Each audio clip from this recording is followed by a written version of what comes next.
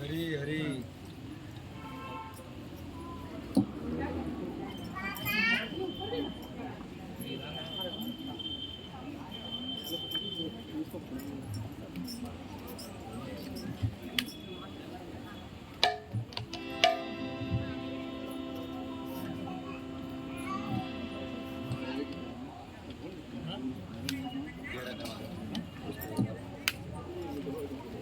हरे कृष्णा।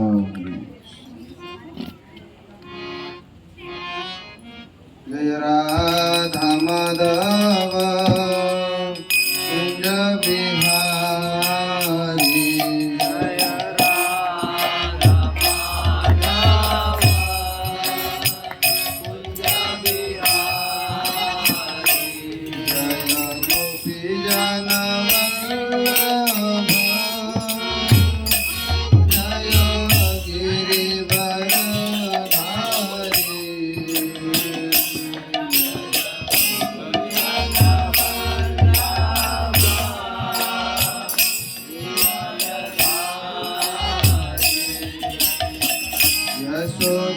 यशोदानन्दन भज जनरञ्जन।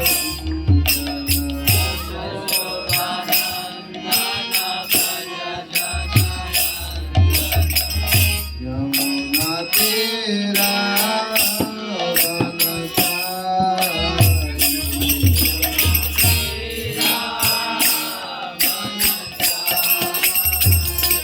जय राधा माधव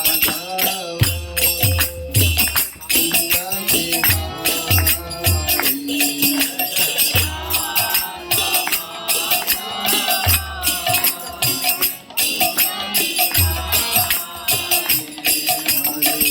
कृष्णा कृष्णा कृष्णा हरे हरे। हरे राम राम राम हरे हरे।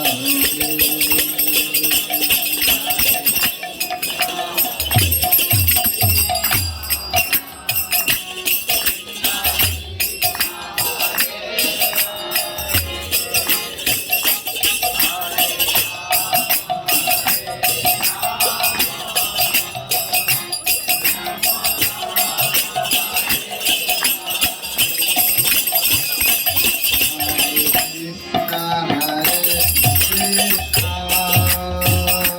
कृष्णा कृष्णा हरे हरे। हरे राम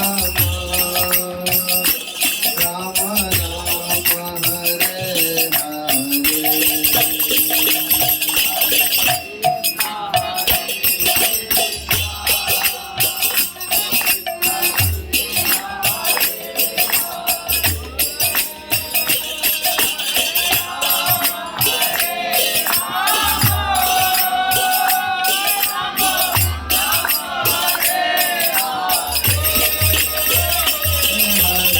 कृष्णा हरे कृष्णा कृष्णा कृष्णा हरे हरे। राम हरे राम राम राम हरे हरे।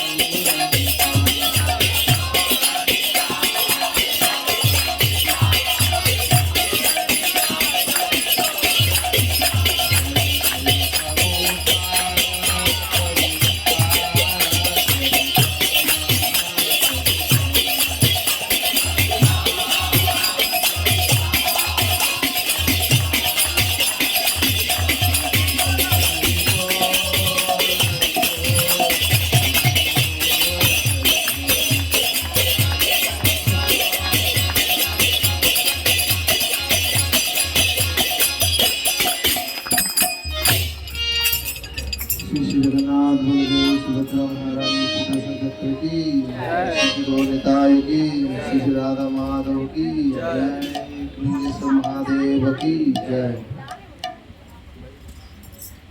तो सभी लोग हाथ जोड़िए, मैं बोलूँगा उसके बाद में आप लोगों को बोलना है, ठीक है ना। ओम नमो भगवते वासुदेवाय। ओम नमो भगवते वासुदेवाय। ओम नमो भगवते वासुदेवाय।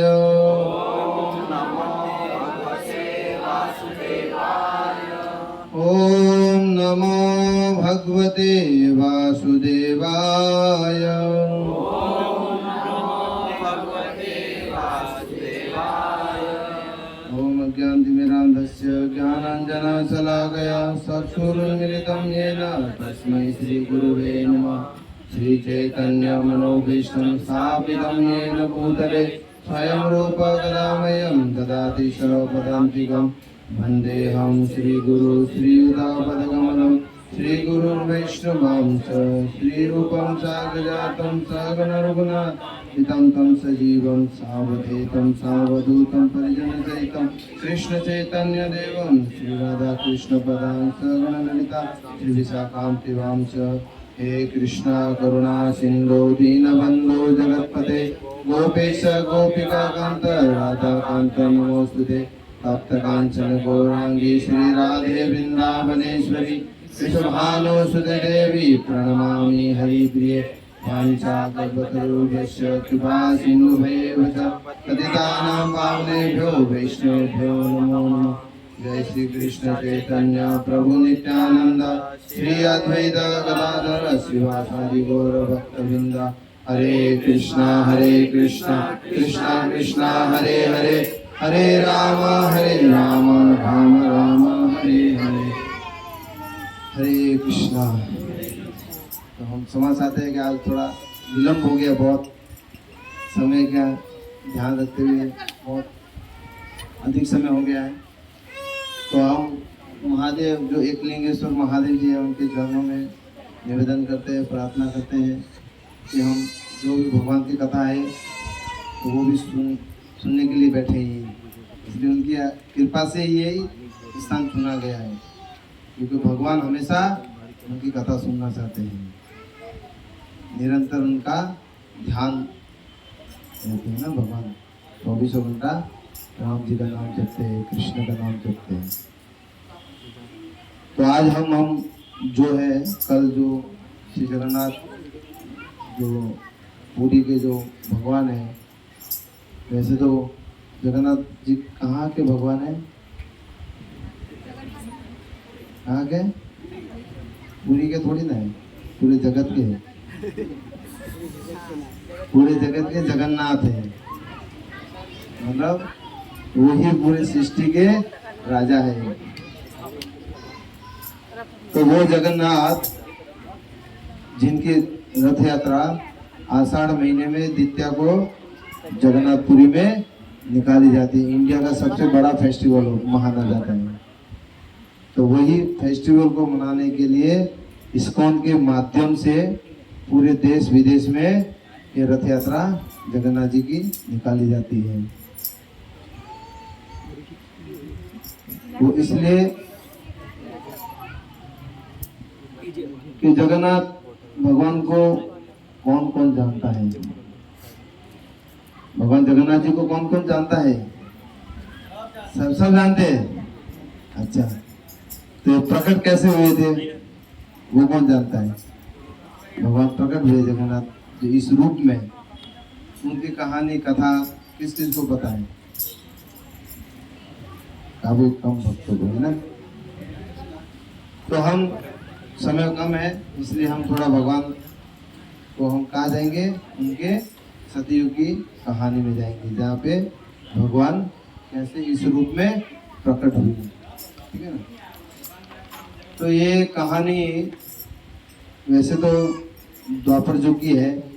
कृष्ण भगवान जब वहाँ थे द्वारिका में, तब निरंतर अपने मतलब वो झलक यहाँ पे दिखा रहे हैं कि ये झलक बाद में सतयुग में वापस भगवान इस रूप में प्रकट होंगे। तो इसलिए उसकी झलक द्वापर युग में दिखाते हैं कि भगवान का जो हर कथा, हर लीला जो होती है ना, उसका अलग अलग कल्प में, अलग अलग युग में अलग अलग कथा उनकी लीलाएं होती है।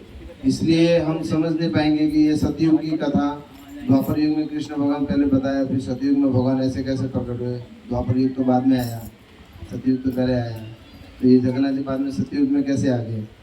भगवान तो द्वापर युग में बताए थे कि हम उन्होंने ये सब भक्तों का आनंद प्रदान के लिए उन्होंने सुना था। थोड़ा वॉल्यूम बोल दीजिए। तो द्वारिकापुरी में उनकी जो 16,108 जो रानियां थी, पटरानियां, वो हमेशा कृष्ण भगवान को लेकर चिंतित रहती थी। कैसे चिंतित रहती थी? क्यों? कि भगवान हमेशा उठते बैठते सोते जागते खाते पीते किनका याद करते थे? किनको याद करते थे? ब्रजवासियों को, ब्रजवासी, क्योंकि वो उनके प्रिय मित्र है, सखा है और उनके नित्य सेवक हैं। तो उनका निरंतर ध्यान करते रहते थे। तो ऐसे में वो उनकी जो रुक्मिणी जो थी, उन्होंने कहा कि ब्रजवासियों का प्रेम अगर इतना ही प्रगाढ़ है तो क्यों नहीं हम भी सुने, ताकि हमें भी वो प्रेम जागृत हो। तो वो प्रेम जागृत के लिए हमें क्या करना पड़ेगा? कोई ब्रजवासी से सुनना पड़ेगा उनकी महिमा का गुणगान। तो अब कृष्ण और बलराम जी जो कह नहीं सकते कि चलो हमें वृंदावन ले चलो, सुनाओ हमें। तो उनमें से जो उनकी जो पटरानी थी, तीसरे नंबर कौन? सत्यभामा। तो सत्यभामा ने कहा कि एक जो है वो हमें सुना सकते हैं। कहा ये भगवान की जो ब्रजवासियों की कथा महिमा, मतलब कौन? माता रोहिणी। कौन है रोहिणी माता? बलराम की माता, और कृष्ण की माता होती है वो भी। तो वासुदेव जी ने 2 विवाह किए थे, देवकी और रोहिणी जी से, है ना। तो वो भी उनकी बड़ी माँ होती है ना, माई कहते थे। तो सत्यभामा ने कहा कि माता रोहिणी हमें ब्रजवासियों की कथा सुनाएंगी। तो सुनाने के लिए जब कहा गया कि चलो मैं सुनाने के लिए तैयार हूँ, माता रोहिणी ने कहा, परंतु एक शर्त है कि कृष्ण बलराम को ये कथा नहीं सुननी चाहिए, उनको नहीं सुनाना चाहिए, उनको अंदर आने नहीं देना है। इसलिए किसी एक को द्वार पे खड़ा रहना पड़ेगा, ताकि वो दोनों आने से पहले हमें सूचना मिल जाए या हमें संदेश दे, ताकि हम कथा को वहीं विराम कर दें। तो सब लोग 16,108 पटरानी जो थी वो ऐसे खड़ी थी, कोई बोल नहीं रही थी कौन जाएगी। तो उनकी जो कृष्ण भगवान और बलराम जी की जो बहन कौन थी? सुभद्रा जी। तो सुभद्रा जी ने कहा मैं द्वार पे जाती हूँ, मैं वहीं पे खड़ी हो जाऊंगी, ताकि वो दोनों आने से पहले मैं आपको सूचना दे दूंगी। तो सुभद्रा जी वहां जाते हैं। यहाँ पे माता रोहिणी अपने सारे भगवान की पटरानियों को ब्रजवासियों की कथा सुनाना शुरू करते हैं। तो कथा, उनकी महिमा, उनका प्रेम, उनका जो वात्सल्य प्रेम है प्रगाढ़ है, जो भी है, वो सुनाने लगते लगते सुनते सुनते, जैसे आप लोग अभी बैठे हैं ना, वैसे ही 16,108 बैठे थे। और भगवान की इतनी ब्रजवासियों की महिमा सुना उन्होंने कि आप तो हिल डुल रहे, वो तो हिल डुलना बंद हो गए, आंखें बंद हो गई उनकी, मतलब स्तब्ध हो गए। मतलब ऐसे कैसे आंखें कैसे बोलते, एकदम चौंक जाते हैं अपन, आंखें लाल लाल होती है, बड़ी हो जाती है। तो वैसे सारे उनकी रानियां एक ही जगह पे स्तब्ध हो गई, किसकी तरह? मूर्ति की तरह, ना कुछ बोलना, ना कुछ हिलना, ना डुलना, सारी की सारी रानियां स्तब्ध हो गई। वहां पे सुभद्रा बहन थी, वो भी स्तब्ध हो गई, और अपना सारे अंग मतलब सिकुड़ गए अंदर, मतलब अंदर पूरे इंद्रिया अंदर चली गई। क्यों? ब्रजवासियों को जो आनंद, उनका जो प्रेम सुनकर वो आनंदित हो गई। आक्रांत बोलते हैं ना, ज्यादा आनंदित होना। तो वो होते ही वो सारे अपने इंद्रियों को वो अपने अंदर ले लिए। उस समय थोड़ी देर में तो कृष्ण और बलराम जी आके दोनों खड़े हो गए इधर, और वो भी माता रोहिणी सुना रहे हैं और वो सुन रहे हैं। वो सुनते सुनते सुनते इतने आत्मविभोर हो गए, इतने भाव में आ गए कि भक्तों का प्रेम देख के वो इतने आंखें बड़ी बड़ी कर दी। अपने कभी किसी को गुस्सा आते हुए देखा है? आंखें लाल हो जाती है ना, क्रोधित होते हुए, होते हैं कि नहीं? आंखें बड़ी बड़ी हो जाती है, लाल हो जाती है ना। तो वैसे ही भगवान क्रोधित नहीं हुए, आनंदित हुए। तो भगवान की हमेशा इंद्रिया अपने से विपरीत रहती है। जो हम माया से बंधे, भगवान मायापति है, इसलिए कभी माया में नहीं बनते वो। इसलिए वो अति आनंदित होने के कारण अपने दृष्टि को भक्तों का प्रेम सुन के उसने मतलब आंखों को बड़ी कर दिया, प्रेम प्रेम के कारण। इसलिए वो ऐसे देखने लग गए, पलके भी अंदर खींच गई और हाथ सारे ऐसे हो गए, पूरे स्तब्ध हो गए, पूरे सारे इंद्रियों को स्तब्ध कर दिया। अब थोड़ी देर में माता रोहिणी को पता लग गया, ये तो दोनों आ गए, तो मूर्ति के जैसे खड़े हो गए, क्या करें? तो उन्होंने कहीं समय वापस भगवान प्रार्थना किया, भगवान ने करके वो वापस अपनी नित्य लीला जो था, जो स्वयं दो कृष्ण जो थे, वापस उसी रूप में पकड़ गए, उसी रूप में वापस आ गए। तब उन्होंने कहा कि जो ब्रजवासियों का जो प्रेम है ना, वो किसी और में नहीं है, इसलिए मैं बारंबार वृंदावन में जन्म लेता हूँ, उन गोपियों के बीच में जिनका मैं माखन चुराता हूँ, हृदय चुरा लेते हो भगवान, है ना। इसलिए कौन है भगवान? भावग्राही जनार्दन। भगवान भाव के भूखे, पैसों के नहीं। लोग मंदिर में जाके बोलते कि मैं आपको नारियल चढ़ा दूंगा, मैं आपको 1001 रुपये दे दूंगा, मेरी लॉटरी लग जाए, है मेरा कारोबार बढ़ जाए। तो भगवान के आपके लिए ही बैठे क्या? वो तो पूरे जगत के मालिक है, उनकी इच्छा से हमें मिलता है और उनकी इच्छा से हमें सब कुछ हाथ से निकलता है। देना और लेना उनके ऊपर है, जितना कर्म में लिखा होगा उतना ही हमें मिलेगा। भले कितना कोशिश कर लो, कितना ज्योतिषों के पास चले जाओ, आपको भाग्य में जो मिला रहेगा वही रहेगा, क्योंकि परमेश्वर जो भगवान जो अपने को दे दिया है वही हमें मिलेगा। तो वो लीला जब भगवान ने कर लिया तो वही घटना उन्होंने बता दिया है कि मैं ऐसे ही आगे प्रकट होऊंगा। तो वो लीला जब आती है सतयुग में, स्कंद पुराण में बताते हैं कि अभी आप जहाँ हो, कौन सा प्रदेश है? मध्य प्रदेश। इसको पहले क्या बोलते थे? मालवा प्रदेश, मालवा प्रदेश बोलते थे। और जो उज्जैनी है ना, उज्जैनी, उसको अवंतिका बोलते थे। तो अवंतिका के राजा कौन थे? राजा इंद्रधुम्न। सतयुग की घटना है ये। तो राजा इंद्रधुम्न अवंतिका उज्जैनी से पूरा राज्य संभालते थे। उनके जो जितने एरिया में उनका राज्य था वो राज्य वो संभालते थे।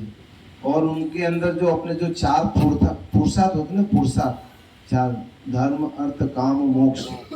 तो ये 4 पुरुषार्थ में 3 पुरुषार्थ उनकी भगवान की कृपा से विधिवत उन्होंने पालन किया था। धर्म भी था, अर्थ भी था और काम भी था। इन्होंने अपने विधिवत उनके भगवान की कृपा से उनका पालन किया, परंतु वो मन ही मन बड़े दुखी थे। क्यों? क्योंकि वो भगवान के भक्त थे, वो मोह माया में ज़्यादा फंसे नहीं। तब उन्होंने क्या किया? उन्होंने कहा कि मेरे पास सब कुछ है, फिर भी मेरे मन में एक अशांति है। वो अशांति को दूर करने के लिए उन्होंने क्या किया?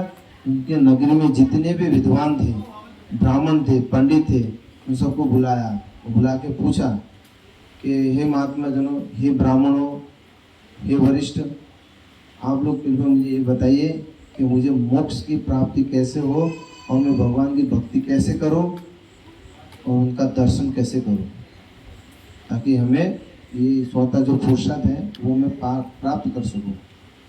तब उन्होंने कहा, वो ब्राह्मण बोले कि हमें तो इतना ज्ञान है, परंतु हमें ये नहीं पता सकते कि भगवान अभी विद्यमान में कहाँ विराजमान है। तो ये बात आपको केवल जो भ्रमण कर रहे हैं ना, जो तीर्थ यात्री होते हैं, वो तीर्थ यात्री को आप बुलाइए, वो आपको बता देंगे कि आपको कहाँ जाना है, कहाँ भगवान मिलेंगे, कहाँ आपके दर्शन होंगे। तब उन्होंने क्या किया, भारत के जितने भी तीर्थ यात्री थे उनको बुलाया, और तीर्थ यात्री में से एक तीर्थ यात्री जो था, उन्होंने कहा कि महाराज, हे राजन, मैंने सारे देश में पूरे भ्रमण किया, सभी तीर्थों में दर्शन किया, परंतु मैंने एक ही जगह पे देखा है कि सिंधु तट के, मतलब जो नील नदी, नील सागर के तट पे एक नीलाचल पर्वत करके जगह है, वहाँ पे एक रोहिणी कुंड है। तो रोहिणी कुंड के पास में एक नील गुफा है, उसके अंदर भगवान नील माधव के रूप में बैठे हैं, वही पूर्ण पुरुषोत्तम भगवान है। मैंने उन्हीं का ही दर्शन किया है, इसे मुझे पूरे आत्मविश्वास के साथ मैं कहता हूँ कि वही पूर्ण पुरुषोत्तम भगवान है। इसलिए आप कृपया वहां जाइए और उनके दर्शन कीजिए, ताकि आपका कल्याण होगा। ऐसे कह के वो तीर्थ यात्री निकल गया। अब राजा को पता नहीं नील सागर है कहाँ, सिंधु है, नील पर्वत, नीलाचल, ये है कौन सी जगह। तब उन्होंने क्या, वहाँ के जो ब्राह्मण का जो मुखिया था ना, उनका एक छोटा भाई था, वो ब्राह्मण के भाई का नाम था विद्यापति। आप लोग ध्यान से सुनना, लास्ट में मैं प्रश्न करूंगा इसी में से, ठीक है। जो उत्तर नहीं देगा उनको मैं माइक पकड़ाऊंगा, है ना, इसलिए ध्यान से सुनना। ब्राह्मण के भाई का क्या नाम था, विद्यापति। तो वो राजा ने विद्यापति को, वो ब्राह्मण ने बोला कि जो मेरा भाई है विद्यापति जाएगा, वो भगवान की खोज करके आएगा, ताकि हम उसके बाद में अपने सैनिक को भेज के वहां जाके भगवान का दर्शन करके हम वहां पे बड़ा मंदिर बना देंगे, और वहीं पे हम उनकी पूजा अर्चना करते रहेंगे। उनका मन में तो अच्छा था ना, भगवान का मंदिर बनाना कोई छोटा काम थोड़ी था, भगवान का मंदिर बनाना। तो ये कहते हुए विद्यापति को भेज दिया गया, जाओ भगवान की खोज करके आओ, कौन सा स्थान है, कहाँ पे है। तो वो विद्यापति भी भगवान का प्रिय भक्त था, है। तो विद्यापति गया गया गया, चलते गए, कुछ सैनिक थे साथ में। तो कुछ दिन बीते बीते महानदी के तट पे पहुंचे। महानदी आती है अपने कटक के पास में, भुवनेश्वर पास में एक महानदी आती है, बहुत बड़ी नदी है, उसे महानदी कहते हैं। तो महानदी के तट पे वो पहुंचे, रात्रि विश्राम किया, और सुबह में जैसे वो निकले वहाँ पे, तो घना जंगल था। वो घना जंगल में उन्होंने कुछ आवाज़ सुना, जैसे कोई अभी कीर्तन प्रभु जी जब बोल रहे थे तो पीछे से कुछ आवाज़ आ रहा था ना, माता जी लोग कुछ कुछ कचर करते हैं, है ना। तो वैसे ही कुछ आवाज़ सुनाई दिया उनको। तब वो क्या किया, वो वहाँ उसी दिशा से उस आवाज़, जहाँ पे आवाज़ आ रही थी उस की ओर चले, ताकि उन्हें पता लगे कि वहाँ पे है कौन। तो वहाँ जाके देखा, तो वहाँ के जो सबर जाति के जो ब्राह्मण थे, सबर जाति के जो मतलब आदिवासी, तो आदिवासियों का कबीला था। तो वह कबीले में जाके देखा, तो वो सबर जाति के सब वहाँ पे भगवान के विषय में बातचीत करते रहते थे। तो उन्हीं में सबर जाति के एक मुखिया थे, उनका नाम था विश्वावसु, है ना, विश्वावसु, याद रखना। तो वो विश्वावसु उनके मुखिया थे, आदिवासियों के जो थे ना, उनके मुखिया थे सबर जाति के। तो वो विश्वावसु भगवान के प्रिय भक्त था, और वही वो नील माधव की सेवा करते थे। भगवान को केवल दो ही व्यक्ति दर्शन करते थे, हमेशा दो, विश्वावसु और एक उनकी पुत्री थी जिसका नाम था ललिता। ये दोनों ही भगवान के दर्शन कर सकते थे। तीसरा व्यक्ति अगर गया तो भगवान वहां से विलुप्त। भगवान का वरदान था, उन्होंने बताया गया था कि जिस दिन अगर तीसरा व्यक्ति अगर दर्शन कर लिया, उसी दिन मैं अपने धाम वापस चला जाऊंगा। परंतु ये भगवान की लीला है, वो लीला बहुत अच्छी है। तो फिर ऐसे करते हुए वो आए, उनका स्वागत किया विद्यापति का ब्राह्मण ने। तो ब्राह्मण जब आ गए तो उनका मतलब आतिथ्य सत्कार किया, उनको जलपान कराया, फिर आने का कारण पूछा। अक्सर हमारे घर पे अगर कोई मेहमान आते हैं ना, सीधा हम ये पूछते हैं कब जा रहे हो, पूछते क्यों पूछते हैं, कब जा रहे हो। अतिथि का मतलब होता है बिना तिथि के जो आता है। फोन पे बुलाते वो अतिथि नहीं कहलाते, वो बुलाए हुए मेहमान कहलाते हैं। बिन बुलाए आते ना उसे अतिथि कहते हैं। तो वो विद्यापति भी बिन बुलाए आए थे, इसलिए वो जो ब्राह्मण थे, जो विश्वावसु थे, वो ग्रस्त थे, इसलिए उनका ब्राह्मण का अतिथि सत्कार किया, उनका स्वागत किया। फिर आने का प्रयोजन पूछा, फिर कारण पूछा कि आप किस कारण यहाँ आए। तो उन्होंने राजा की जो घटना थी उन्होंने पूरी सुनाई। तो विश्वावसु मन में बड़े दुखी थे कि अगर इन्होंने दर्शन कर लिया तो भगवान तो चले जाएंगे, फिर हम कैसे छोड़ेंगे। तब उन्होंने क्या किया, बोले ठीक है आप रहो कुछ दिन। तो उन्होंने मना तो कर दिया कि मैं आपको भगवान के दर्शन नहीं कराऊंगा, परंतु विद्यापति भी मानने वाला नहीं था। उन्होंने क्या किया, वहीं पे अपना डेरा डाल दिया, बोले मैं यहीं रहूंगा।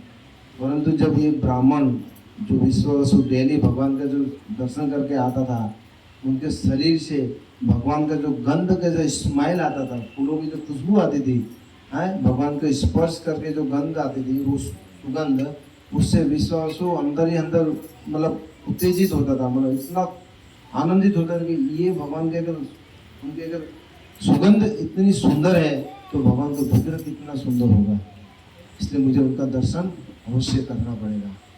तब उन्होंने क्या किया, थोड़े दिन रुके, बहुत बोला उनको, ब्राह्मण को बोला कि ब्राह्मण देव कृपया करके मुझे दर्शन करा दो, मैं आपको पैर पड़ लेता हूँ। कभी कभार हम भी मंदिरों में जाते ना, बाहर खड़े रहते, बहुत बड़ी लाइन लग जाती है, तो ब्राह्मण हम क्या करते हैं, वीआईपी टोकन लेते हैं, ताकि हम डायरेक्ट भगवान के मंदिर में चले जाए। तो ऐसा उन्होंने बहुत कहा, परंतु वो ब्राह्मण नहीं माने। तो बोलते हैं ना, जब सीधी उंगली से घी नहीं निकलती तब टेढ़ी करना पड़ता है। तब उन्होंने क्या किया, अपनी पुत्री के पास गए, ललिता के पास, उनको जाके पूछा कि तुम दर्शन करा दो, आपकी बड़ी कृपा हो, पिताजी को बोल दो ताकि मुझे दर्शन करा दे। बोले नहीं नहीं, मेरे पिताजी के खिलाफ मैं नहीं जाऊंगी, क्योंकि मेरे पिताजी मेरा आदर्श है, उनका मैं आज्ञा का पालन करना मेरा धर्म है, मैं कभी उनका आज्ञा का उल्लंघन नहीं करूंगी, इसलिए कृपया करके मुझे आप क्षमा करिए। फिर भी नहीं माने वो, कुछ दिन और रुके। ऐसे करते हुए विद्यापति ने क्या किया, वो ललिता से विवाह कर लिया। क्या किया उन्होंने, उनके साथ विवाह कर लिया। अब तो वो उनके क्या बन गए, दामाद बन गए, जमाई, है ना, ब्राह्मण के जमाई बन गए। तो अब तो जमाई है तो जमाई की तो बात रखना पड़ेगा। तो फिर भी मना कर रहे हैं। तो कुछ दिन के बाद में मान गए, बोले ठीक है मैं एक शर्त पे आपको लेके जाऊंगा, परंतु एक शर्त है। बोले क्या शर्त है, मैं आपकी आंखों पे पट्टी बांध के लेके जाऊंगा। तो उनको पता था कि आंखें बांध के जाएंगे, दर्शन कराएंगे, वापस आंख पट्टी बांध के लेके आएंगे, रास्ता इनको पता लगेगा नहीं, तो राजा के पास चले आएगी नहीं, और राजा यहाँ पे आएगा ही नहीं। तो इन्होंने ये तरकीब लगाया विश्वावसु ने। परंतु विद्यापति भी ब्राह्मण था, चतुर थे, बोलते हैं ना भगवान के भक्त बड़े चतुर होते हैं। तो उन्होंने क्या किया, रात को जब प्रस्ताव किया तो सुबह उन्होंने क्या किया, राई होता है ना, राई दाना, सरसों के दाने पोटली में लाके जेब में डाल दिए। अब जब आंखों पे पट्टी बांधा, जब निकले तब उसने पोटली ढीली कर दी, जाते जाते सरसों के दाने गिरते गए। जहाँ मंदिर गए वहाँ पे उन्होंने आंखों की पट्टी खोली, तब भगवान को देख के उनने आत्मविभोर हो गए कि आंखों से प्रेमा अश्रु, भगवान को दंडवत प्रणाम किया। आप में से कितने भक्त लोग बैठे जो भगवान को मंदिर में जाते हैं, आंखों के अंदर से पानी आता है, आनंद से जो अश्रु आते हैं उसे प्रेमा अश्रु कहते हैं। हाँ, भगवान को मांगते हुए जो रोते हैं ना, वो अश्रु नहीं कहा जाता है, वो केवल लालची है, लालच कहा जाता है उसे। भगवान से मांगना, रोते हुए मांगना, ये वो प्रेम नहीं है। प्रेम तो वही है जो भगवान को दर्शन करते हुए जो अपने जो जन्म जन्मों का जो हम जो मृत्यु चक्र में जो फंसे हैं ना, इस भव सागर से बाहर कैसे निकले, वो भगवान से प्रार्थना करना, ताकि हम इस जन्म मृत्यु की जरा व्याधि से हम बाहर कैसे निकले। वो हमें प्रयास करना चाहिए। किन से, परम भगवान कृष्ण से, नारायण से, लक्ष्मी नारायण से। हैं रामचंद्र जी से, उनके प्रिय भक्त हैं। सबसे बड़े भक्त कौन है? वैष्णव नाम यथा शंभु, महादेव जी उनके बड़े भक्त हैं, बहुत बड़े।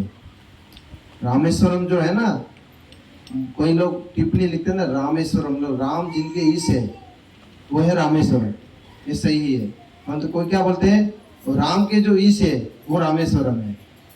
नहीं, ऐसा गलत है। पार्वती जब पूछती है महादेव जी से कि प्रभु, ये प्रभु जो आपका जो नाम की जो महिमा है उल्टा बता रहे हैं, बोले नहीं नहीं, मैं ही, वही मेरे परम आराध्य है, मैं ही उनका दास हूँ।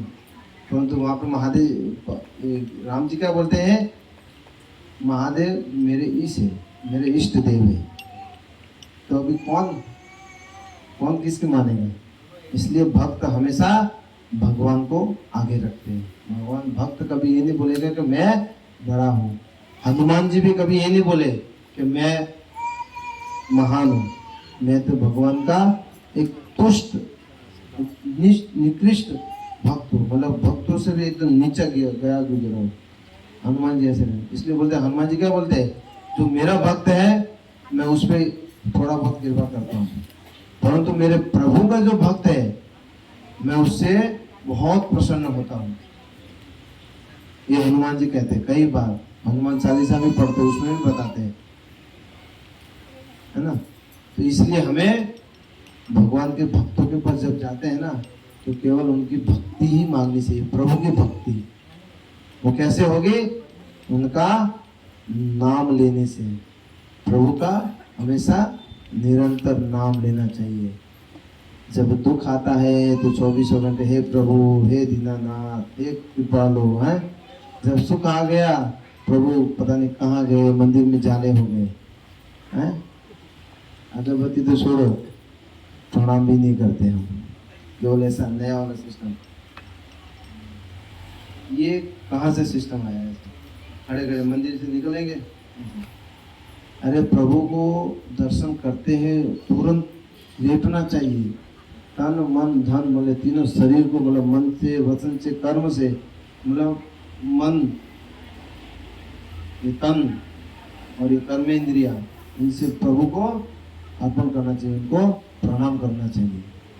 तभी उनके मन के अंदर जो क्लेश है ना वो खत्म हो जाते हैं। तो मैं कहा था, उनका पुत्री से विवाह होने के बाद में वो वहाँ पे भगवान के दर्शन करने लेट गए, पूरा दंडवत किया, वहाँ पे लोटे प्रभु के दर्शन करते। और उनकी जो सुगंध जो थी, क्या है वो, विद्यापति तो एकदम धन्य हो गया भगवान के दर्शन करके। और तुरंत वापस आंखों की पट्टी बांध के वो लेके आए और सीधा गए राजा के पास, और राजा इंद्रद्युम्न को महाराज पूरी कहानी सुनाई। वो कहानी सुनने के बाद में वो राजा इंद्रद्युम्न वापस यहाँ पे दर्शन करने के लिए आ गए। तो यहाँ पे आते महानदी से पार करते ही उनको कौन मिले? उड़ीसा के राजा, तो गजपति महाराज। तो वो उनको आते सामने आके उनको स्वागत किया, करते हुए बड़े उदास दिख रहे। वो महाराज इंद्रद्युम्न बोले कि प्रभु क्या हो गया, आप इतने उदास क्यों? बोले कल रात को पुरी के अंदर जो नील पर्वत है वहाँ पे एक बहुत बड़ा चक्रवात आया था। वहाँ पे हमारे जो नील माधव थे ना, वो स्वर्ण रेत के अंदर धंस गए, मतलब अपने धाम चले गए। वो राजा बड़ा दुखी हो गया, ये कैसे हो सकता है? कल ही तो इतना, मतलब मैं इतना प्रेम से मैं आया भगवान के दर्शन के लिए, मतलब मेरे अंदर कोई अभी तक खोट है, मैं भगवान के दर्शन नहीं कर पा रहा हूँ, मतलब मेरे मन में अभी कुछ, अभी भी बहुत पापी हूँ मैं। तब वहाँ पे कौन आते हैं बताइए? जो आप देखते हो संदेश वाहक को ले जाते इधर उधर त्रिभुवन में घुमाते हैं, नारद मुनि जी, वो अपने त्रिभुवन के पोस्टमैन हैं।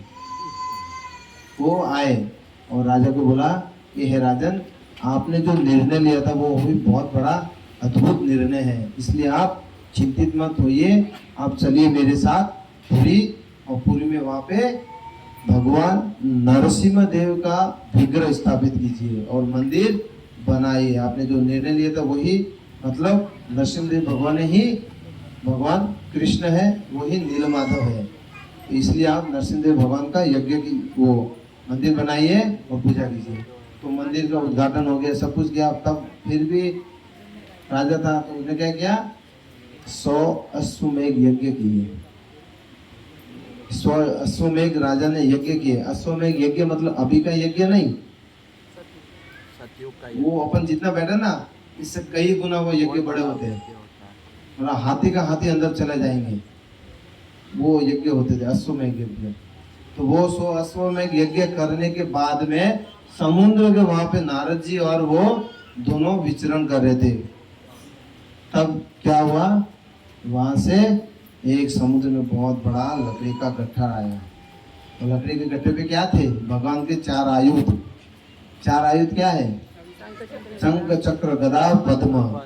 तो ये आते ही आकाशवाणी हुआ और राजा को बोला कि हे राजन, ये जो लकड़ी का गट्ठर है ये आप उसे बाहर निकालिए और अपने निवास स्थान पे ले जाइए और इसका विग्रह बनवाइए। और विग्रह बनाने के लिए कौन आएंगे, स्वयं विश्वकर्मा आएंगे और ये विग्रह बनाएंगे, मूर्ति बनाएंगे, भगवान को विग्रह बनाएंगे। मूर्ति नहीं बोल सकते, विग्रह बोलते हैं। मूर्ति जो साधारण होते हैं ना, जैसे गुड्डा गुड्डी वगैरह जो केवल शोकेस में रखते हैं, उसे मूर्ति कहा जाता है। भगवान का जो भी स्वरूप होता है ना उसको विग्रह कहा जाता है ना, शिव विग्रह बोलते हैं। तो ये उन्होंने कहा, विश्वकर्मा जी आए और राजा को बोला कि हे राजन, मैं जा रहा हूँ भगवान का ये विग्रह बनाने के लिए, परंतु एक शर्त है, 21 दिन तक दरवाजा नहीं खोलना चाहिए। क्या, 21 दिन तक दरवाजा नहीं खोलना। तो राजा बोला ठीक है, और बात हो गई और प्रस्ताव हो गया, दरवाजा बंद कर दिया। विश्वकर्मा जी गए अंदर, अपने जो भगवान का विग्रह बनाने शुरू कर दिया। 1 दिन हो गया, 2 दिन हो गया, 3 दिन हो गया, 5 दिन हो गया, 6 दिन हो गया, 8 दिन हो गया, अब 10 दिन हो गया, आवाज आना बंद हो गया। फिर 2-3 दिन और निकाल दिए, 15 दिन हो गया। अब माता रानी, राजा की पत्नी, वो बोले कि हे प्रभु, आप तो बाहर है, वो अंदर है, बुरे हैं, कुछ हो गया होगा, क्या जिंदा है कि नहीं है, आवाज भी नहीं आ रहा है, आज कितने दिन हो गए, भूखे हैं कि क्या है। फिर एक बार दरवाजा तो खुला ही, अपने सैनिकों को आदेश देके बोले नहीं नहीं, मेरे को उन्होंने वचन दिया था कि नहीं खोलूंगा मैं। तो बोले नहीं नहीं खोलना पड़ेगा। तो रानी के कहने पे उन्होंने वो दरवाजा जब खोला तो वहां पे कौन दिखे, स्वयं तीनों रूप थे ये, भगवान श्री जगन्नाथ, बलभद्र और सुभद्रा जी और सुदर्शन चक्र। तो ये चारों वहां पे इसी रूप में स्थापित थे, मतलब विद्यमान थे। तो वहां पे वापस उन्होंने कहा कि ये कैसे हो गया, अधूरा रह गया, वो ब्राह्मण कहाँ चले गए, विग्रह भी पूरा नहीं बना पाए, पैर नहीं है, केवल 2 हाथ है, उनका आकार भी नहीं है। तब उन्होंने वापस आकाशवाणी में, तो भगवान ने कहा कि मैं इसी रूप में स्थापित होगा, इसलिए आप मेरे इसी रूप में आप इसकी स्थापना कराइए। तब राजा ने अपने समस्त नदियों से जल ला के उनका अभिषेक किया। तब वो अभिषेक जब किया था, इसलिए वो अभी उसे स्नान यात्रा के रूप में जानते हैं। तो स्नान यात्रा हो गई, उसके बाद में इनको बहुत ठंडी लग जाती है, तो वो लोग ज़्यादा बारिश में नहाते हैं ना, बीमार हो जाते हैं, या पानी में ज़्यादा स्विमिंग करते तो ठंडी लग जाती है ना, बुखार आ जाता है। तो वैसे ही भगवान को बहुत नदियों से, मतलब भारत में कितनी सारी नदियाँ हैं, वो सारी नदियों तीर्थों से उनको स्नान कराया, तब उनको सर्दी बुखार हो गया। तो इनको क्या किया, उनको एक कमरे में सुला दिया, और जब 15 दिन के बाद में जब उठाया तब उनको वो माता जो रानी थी, रथ यात्रा का 2 कारण है। पहला कारण ये है, तो रानी जो थी उनकी वजह से भगवान का विग्रह अधूरा रह गया था। तो वो रानी ने भगवान से प्रतिज्ञा किया था, उन्होंने वचन दिया था रानी ने भगवान को कि मैं वचन देती हूँ कि आपको 12 महीने में मैं आपको आपके जो धाम है, वृंदावन धाम, वहाँ पे मैं भेजने की व्यवस्था पूरी करूँगी, उसकी व्यवस्था मैं करूँगी। तब बताते हैं कि जो जगन्नाथपुरी जो है वो है उनका भगवान का द्वारिका है, और जो जहाँ पे माता जी वो जाते हैं उनका गुंडीचा, वो अभिन्न वृंदावन माना जाता है। तो ये माता रानी के कहने से उनको रथ में बिठा के वहाँ ले जाते हैं। तो ये एक घटना है रथ यात्रा की। और दूसरी घटना ये है रथ यात्रा का, जब कुरुक्षेत्र में युद्ध हो गया, पूरा समाप्त हो गया, सब कुछ हो गया खत्म। अब कृष्ण भगवान ने राधा जी को वचन दिया था कि मैं वृंदावन आऊंगा, परंतु कितने वर्ष बीत गए,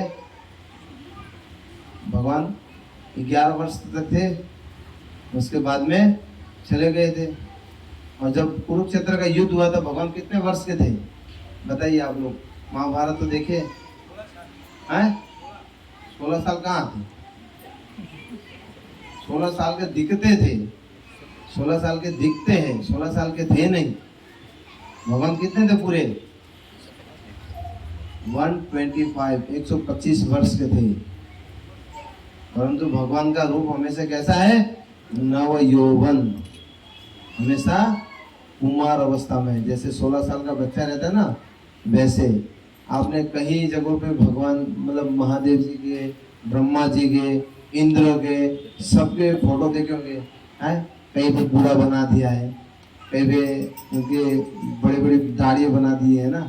परंतु भगवान कृष्ण का कहीं देखा आपने कि कहीं भगवान कृष्ण के अंदर दाढ़ी आ गई है, बड़ी बड़ी मूछें आ गई है, या बड़े बड़े बाल हो गए, ऐसा मतलब दिखा है? वाइट हो गए, बूढ़े हो गए, ऐसा भगवान का नहीं देखा ना। क्योंकि भगवान हमेशा नव यौवन रहते हैं। क्यों? क्योंकि वो पूर्ण पुरुषोत्तम भगवान कृष्ण है। तो इसलिए हमें उनका ये होता है। जब कुरुक्षेत्र युद्ध होने के बाद में जब कौन आई, अपनी जो राधा रानी जो थी अपनी सखियों के साथ कुरुक्षेत्र गई। राधा रानी कभी द्वारिका नहीं गई। टीवी सीरियल में दिखाते ना, द्वारिका गई, किचन में रह रही है, वो एकदम गलत है। राधा रानी कभी भी नहीं गई वहाँ पे द्वारिका। वो केवल कुरुक्षेत्र के मैदान में गए थे और वहां पे जाके भगवान को बोला कि प्रभु अब तो चलो वृंदावन, आपके बिना सुना है हम लोग ऐसे। तो प्रभु ने राधा रानी का प्रस्ताव स्वीकार किया।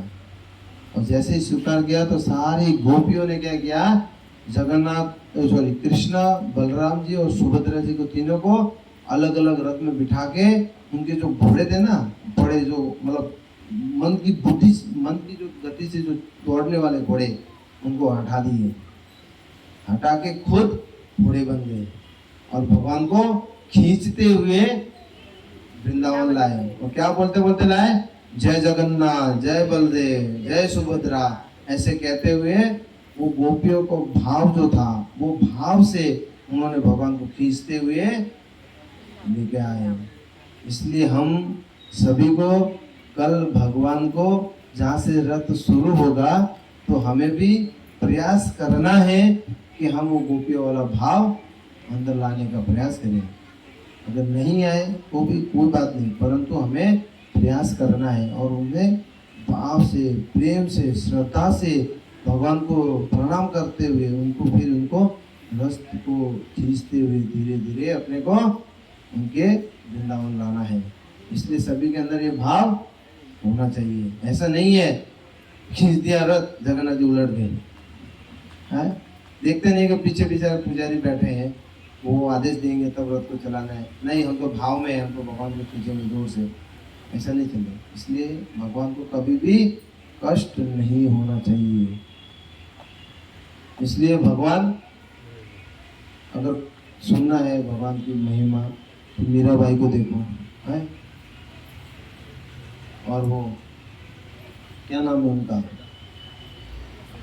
जो नरसिंह मेहता है तो इनको खिचड़ा खिलाया था, खिचड़ी। कर्माबाई झाट की पुत्री थी, तो कर्माबाई ने भगवान को खिलाया खिचड़ा, है। वो खिचड़ी, जब इसमें कर्माबाई की घटना होती है, उन्होंने विवाह नहीं किया। जब उनके पिता माता जब देहांत हो गए तो वही भगवान को लेके वापस उड़ीसा गई, जगन्नाथपुरी में, और वहीं पे वो आजीवन भगवान को खिचड़ी बना के खिलाते थे। और भगवान स्वयं उनके घर पे जाते थे खिचड़ी खाने। वो किससे खिचड़ी बनाते थे पता है? वो हांडी जो थी ना, वो रात की बिना माजी हुई रहती थी, और इस तरफ दातुन करे और दातुन से ऐसे हिलाते थे, भगवान, फिर भी भगवान आते थे, क्योंकि भगवान हमेशा भाव के भूखे हैं। प्रेम मतलब भाव और प्रेम के भूखे हैं। दिखावा करने वालों को भगवान कभी नहीं खाते। कुछ भी आप छप्पन भोग लगा लो, कुछ भी लगा लो, अगर आपके पीछे कोई मनसा या कोई कामना है तो भगवान केवल आपको ऐसे ही करनी है, वो भोग कभी अर्पण नहीं करते। इसलिए हमें श्रद्धा से भगवान का जो भोग बनाते हैं ना, उस समय आपकी जो मन स्मृति जो होती है ना, वो उससे हम भगवान के लिए बना रहे हैं, अपने लिए नहीं। नहीं तो हम क्या होता, कुकिंग कर रहे हैं, भगवान। माताओं को सबसे विशेष ध्यान रखना चाहिए हमेशा। सबका मन का जो स्थिति होता है ना, वो केवल रसोई से शुरू होता है। जैसा खाओ अन्न वैसा होए मन।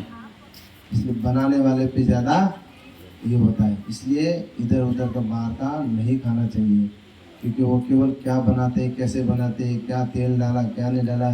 कभी कभार तो अभी तो न्यूज़ ज़्यादा बढ़ते, छिपकली आ जाती है, मेंढक आ जाता है, क्या क्या आ जाता है खाने में। फिर भी हम लोग मतलब हम ट्रेन में देखते हैं लोग, मतलब ऐसे जैसे कभी खाते नहीं है ना, कभी कितने वर्षों से भूखे हैं ना, ऐसे खाते ट्रेनों में। तो इसलिए हमेशा अपना खाना शुद्ध रखो। अगर खाना शुद्ध है तो मन शुद्ध है, अगर मन शुद्ध है तो आपकी भक्ति शुद्ध रहेगी। अगर भक्ति शुद्ध नहीं है तो आपका सारा खत्म हो जाएगा।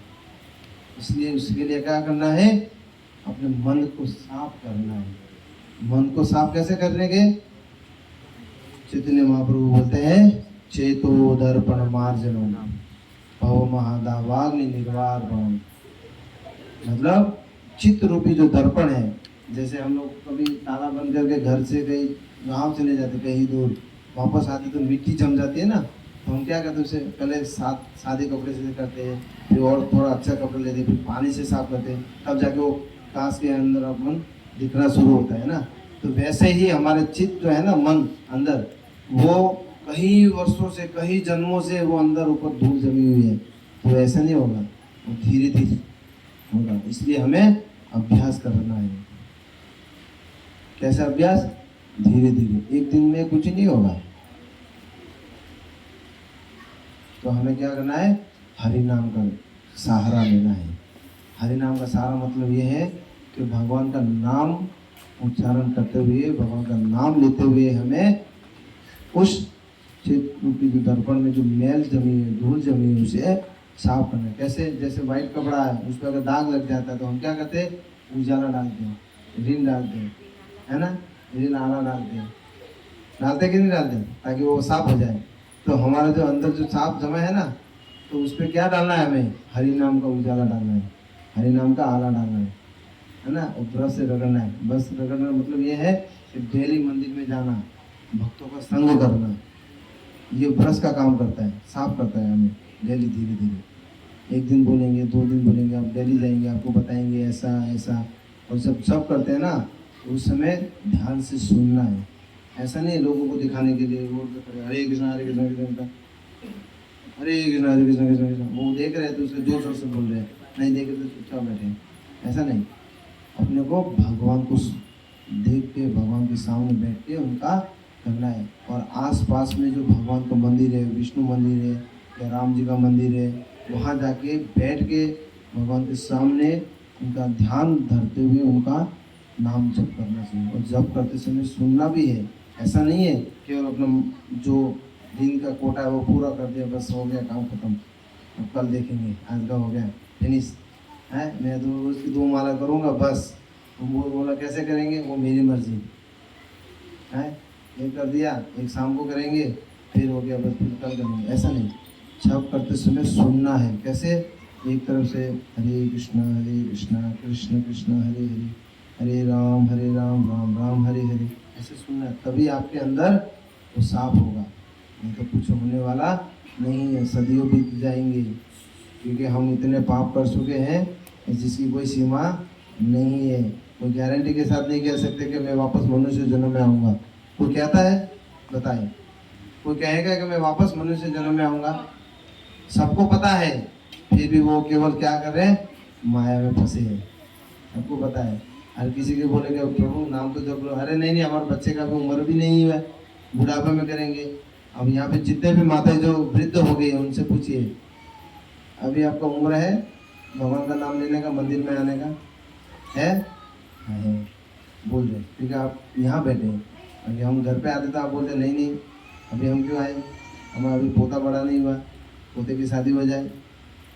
तो ये क्या होता है, हम माया में फंसे हैं, इसलिए हमें इसे माया से दूर रहना है, क्योंकि भगवान का भजन बहुत जरूरी है। यही आपका अंतिम समय में काम आएगा। इसलिए सभी से मेरी विनती है हाथ जोड़ के कि कल भगवान का दर्शन करना है और रथ खींचना है। शास्त्रों में ऐसा बताते हैं कि जो जगन्नाथ जी को एक बार रथ पे आरूढ़ करते हुए अगर दर्शन कर लेता है तो वो वापस जन्म नहीं लेता, और अगर कोई रथ खींच लेता है तो उसे हजारों अश्वमेघ यज्ञ का फल मिलता है। ऐसे शास्त्रों में स्कंद पुराण, गरुड़ पुराण में वहाँ पे वर्णन किया गया है। और भगवान जगन्नाथ जी की जो लीला है वो केवल बाहर उनका ये रूप दिखाने के लिए नहीं है। वो रथ पे जब बाहर आते किसके लिए, हम जैसे पतित जीवात्माओं के लिए, क्योंकि हमें टाइम नहीं है मोबाइल को दर्शन करते हुए हैं। मोबाइल का दर्शन करते करते पूरा दिन निकल जाता है, स्टोरी देखते देखते हैं। बोले मंदिर का बोलेगा नहीं समय नहीं है, और बैठे बैठे न्यूज़पेपर पढ़ेंगे हैं, फोन देखते रहेंगे, स्टोरीज लगाएंगे, स्टेटस लगाएंगे, सेल्फियाँ लेंगे। कहीं तो ऊपर सेल्फी लेते थे खड्डे में गिर जाते हैं, फिर भी सेल्फी लेंगे हैं, उससे टाइम नहीं है। परंतु भगवान इसलिए बोलते हैं कलयुग में जो जीव है ना इतने पतित होंगे तो उसके लिए मैं खुद को बाहर आना पड़ेगा। इसलिए क्या बोलते हैं, पतित पावन जगन्नाथ, क्योंकि पतितों को उद्धार करने के लिए स्वयं जगन्नाथ जी ने ये अपना रूप लिया है बाहर रथ की यात्रा के रूप में। इसलिए इस्कॉन के माध्यम से पूरे विश्व में, पूरा विश्व मतलब पूरा विश्व, कि भारत को छोड़ के America, Europe, London, France, Germany, अभी तो पाकिस्तान के अंदर भी 14 मंदिर है इस्कॉन की, वहाँ पे भी रथ यात्रा होती है पूरे जगन्नाथ जी का। तो इसलिए ये जगन्नाथ जी बहुत कृपालु है और आपके बड़वानी वाले भक्तों के लिए बहुत ही आनंदित है कि भगवान दूसरी बार आए आपके इधर, और इस बार तो भगवान विशाल रथ में बैठेंगे। वो रथ पिछली बार से बहुत बड़ा है। जब आप देखेंगे ना आपको लगेंगे कि भगवान स्वयं पूरी से यहाँ आ गए। इसलिए आप सबको कल से प्रार्थना है, निवेदन है कि आस-पास के आपके मित्र, सगे संबंधी जितने भी है उनको सबको बुलाओ, क्योंकि ये कृपा बार बार नहीं मिलती, एक ही बार मिलता है। क्या पता 12 महीने रथ यात्रा आने से पहले हम चले गए तो जो है वो भी अगर है बाद में क्या पता, क्योंकि जिंदगी का कोई भरोसा नहीं है, आज है कल नहीं। इसलिए जो मौका अब मिला है उसे ले लो, बाद में नहीं मिलने वाला। तो सभी से प्रार्थना है कि आप सभी कल उपस्थित रहिए, भाग लीजिए, भगवान का दर्शन कीजिए। भाग लीजिए का मतलब वहाँ से दौड़ना नहीं है, भागना नहीं है, भाग लीजिए मतलब सम्मिलित होइए, है ना। एक अर्थ का 2 अर्थ होता है, इसलिए समझ जाइएगा। हरे कृष्णा, बहुत बहुत धन्यवाद। हरे कृष्णा।